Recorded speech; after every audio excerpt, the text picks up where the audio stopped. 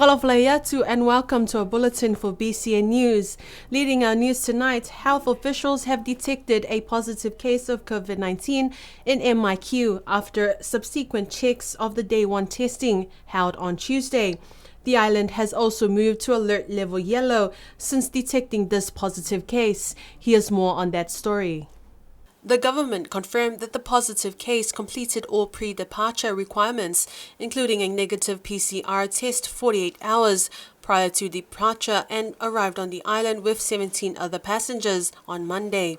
Since arrival, the case has since developed symptoms and will be closely monitored by health officials. Initially on Tuesday afternoon, the government issued a press release after 5 p.m.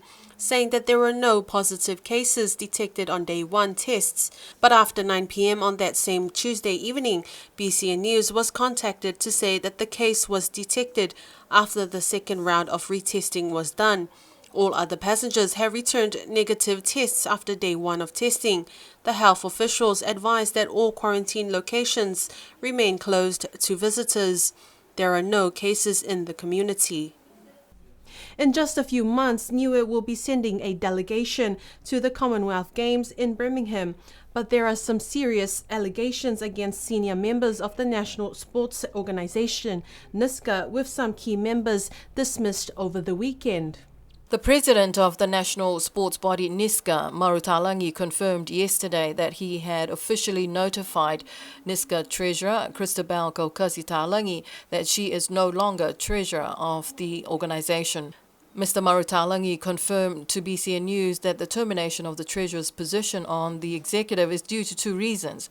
One is that she had missed more than 3 consecutive meetings of the executive, and the other regarding financial matters, but Mr. Talangi was not prepared to elaborate further.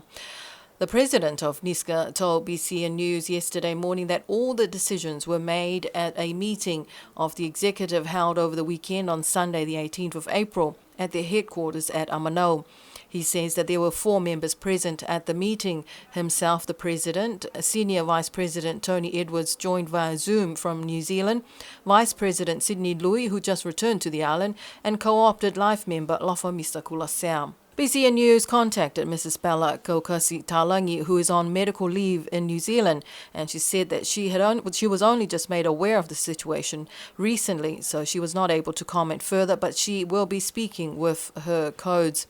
She said that she did inform the Secretary General of NISCA, Hagan Siosikefu, of her leave of absence. Mr. Marutalangi also told BCN News that the Secretary General, Hagan Siosikefu, will also be replaced because he too had missed 3 consecutive meetings of the executive. Meanwhile, NISCA Secretary General Hagan Siosikefu responded to BCN's question, saying that, as you can understand, some of us members of the NISCA executive have been put in a very awkward situation, and we are trying to deal with this in the best manner possible and as amicably as possible.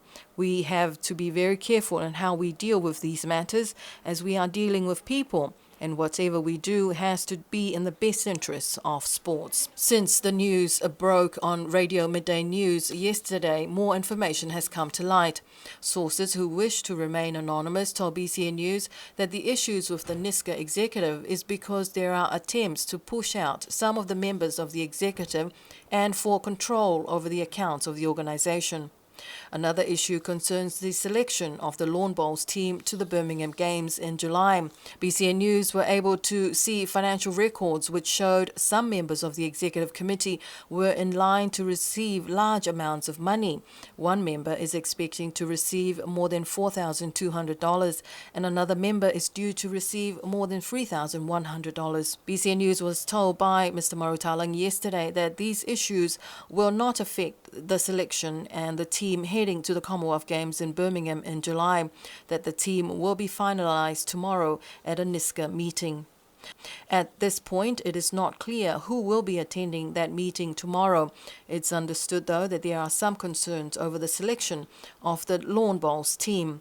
BCN News contacted Lawn Bowls President Des Hipper this week, who said that their team is ready, but they will wait to find out from the NISCA meeting tomorrow. It's understood there has been some issues between the Lawn Bowls leaders and NISCA as to who will make the Lawn Bowls team. Attempts were made to reach the president of Niska, Marutalangi, today, but as yet he is unreachable. The Meteorological Service celebrated two key events on Tuesday: the 175th session of the Online Climate Outlook Forum, OCOF, and the yam harvest of their Ufi monitoring project. Here's more on that story. The Niue Meteorological Service joined the OCOF in 2007, where a monthly regional OCOF allows specific meteorological services to provide status of the monthly rainfall and 3-month rainfall prediction, discuss climate status of the Pacific and other issues, according to Director of Met Rosie Misiepo. The UFI monitoring project began in 2019 and was completed last year. She explains that this project taught a great deal about the traditional rules of growing the yams and the importance of the trial to grow yams in containers. Rosie Misiepo says that the idea is to ensure we can monitor the UFI plant in our backyard, and also by this successful method, it can be used by women and elders who can no longer attend the bush gardens. In this project, they had hoped to prove the links between traditional knowledge of the growing of yams as an indicator of tropical cyclones. According to Rosie Misiepo, the project garnered information which seems to confirm the traditional interpretations and the links to the cyclone seasons. In an interview with Met worker Robert Tunyamana on Tuesday, he told PCN News that one of the key reasons of the UFI monitoring project is due to the pigs destroying and eating the people's UFI plantation and crops. Mr. Tunyamana adds that this project would benefit the locals who rarely or do not go to the plantation but can easily use this method to plant at their homes. Premier Honourable Dalton Tangilangi, in a press statement on Monday morning, acknowledged the services of Wayne McCorgan, the former General Manager of the Niue Development Bank, for the past 6.5 years, who has left the island on Monday's flight this week. Here's Esther Pavihi with more. Wayne McCorgan, during his tenure, was also responsible for the Kiwi Bank Agency and the Niue Post. He played key roles in Niue's application to become the 68th member of the Asian Development Bank, made official in 2019. Premier Tangilangi in a statement says that Wayne has done a great job for NDB and continues Kiwi Bank's excellent work in ensuring that financial operations continue for Niue residents and visitors alike. The Premier says that Wayne was a key member of the team that worked on Niue's Asia Development Bank application for membership and was part of the Niue delegation that travelled to Manila in the Philippines upon Niue's success in becoming the 68th member of the Asian Development Bank. Premier Tangilangi also acknowledged Wayne McCorgan's critical role that he played in Niue's COVID response committee, specifically support for the private sector.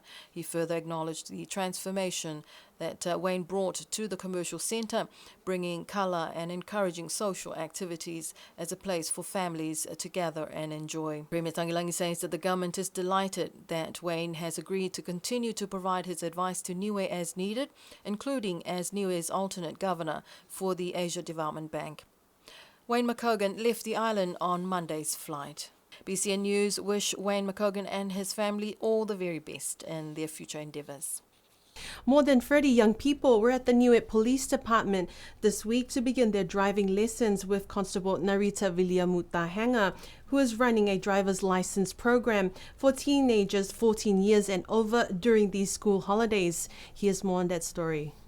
According to the police, they had received numerous reports of young people, youth driving without a driver's license and unaccompanied by a parent or a full licensed driver. Hence, this driver's license program was created to provide these young people with the opportunity to learn the theory and practical side of driving before taking their driving test next week. Parents were also there to sign the consent forms of their children to take the course and sit for their driver's license. There is a hefty fine of $150 if caught driving without a license, since the traffic infringement notices came into effect on the 1st of June last year.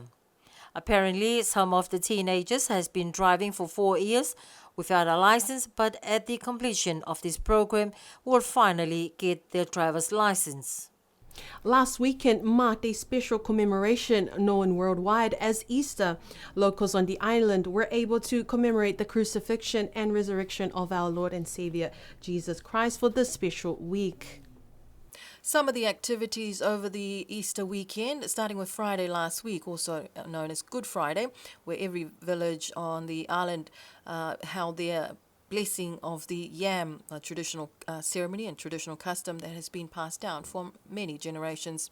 Then on Saturday, the churches of the Ecclesia Niue from each village gathered at the Millennium Hall at Alofi, a long tradition called the Sunday School Rally. The Sunday School Rally is a highlight of the Ecclesia Niue's calendar of events, especially for the young people as they come together and fellowship and in remembrance of the crucifixion and resurrection of Jesus Christ. The only villages that did not attend this year were Namukulu and Vaea. Then on Easter Monday this week, the Lawn Bowls teams held their tournament for the businesses and private sector to compete. This was held at the Lawn Bowls Club at Fonuakula. There were some also other activities with the Niue Golf and Sports Club as well on Monday. The annual national commemoration of Anzac Day will be held next week, Monday, 25th of April. The traditional dawn service will be held at Central Alofi, followed by a church service at the Millennium Hall. The Premier Honourable Dalton Tangilangi, High Commissioner of Australia, Her Excellency Louise Allerton, and the Deputy New Zealand High Commissioner Nigel Eales are expected to speak at the event. Some villages traditionally hold their own dawn services earlier so they can join the national service. Alofi will be holding their commemorative service tomorrow, Friday, at 5:30 a.m. Most of the villages on the island have their own Anzac commemorative monuments except for Vaea, Toi and Namukulu. 150 men from Niue joined the Maori battalion as part of the Anzac in the First World War. On Monday, we will remember them and their sacrifice. And that is our news bulletin for tonight. Do join us again next week, Tuesday, for the Wangahau Niue Bulletin with Sana Sione Holo. Until then, wishing you all a safe weekend. Monu Tangaloa.